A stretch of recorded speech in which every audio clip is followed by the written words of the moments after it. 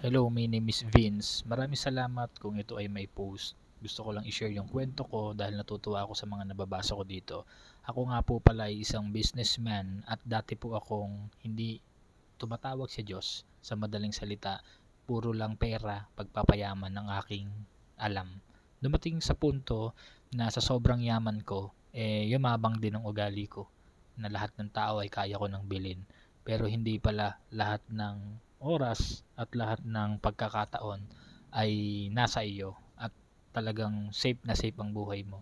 Dumating ang pagkakataon na nadisgrasya ako kasama ng aking pamilya. Sa madaling salita, lahat po kami ay sinalubong ng isang trailer truck sa sasakyan at kami po lahat ay nag 50-50 at yung aking isang anak na panganay ay talagang namatay.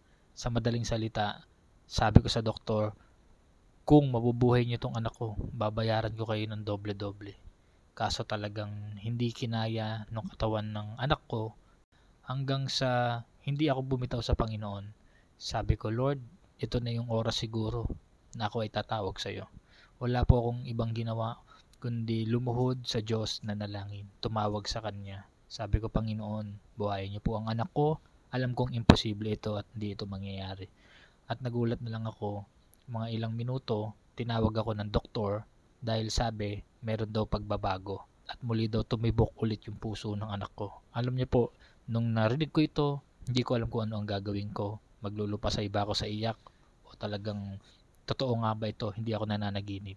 Simula po noon, kami po ay lumabas ng ospital. Inabot din kami ng 3 buwan dahil talagang grabe yung aming fracture.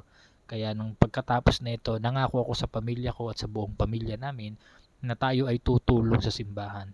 Kaya ngayon po, ako po ay ginagamit ng Diyos para mag-supply sa mga pangangailangan ng mga iba't ibang mga Christian churches dito sa amin. Ako ay ginagamit na rin ni Lord bilang isang supporters. Kaya sa mga nakakabasa nito, lagi nating tandaan, hindi lang pera ang pinakamahalaga sa buhay natin. Mahalaga ang pera, pero dapat gamitin natin sa tamang paraan. Mas maganda kung isi-share natin ito sa ibang kapwa natin, lalong-lalo na sa mga gawain ng Diyos. Maraming salamat po.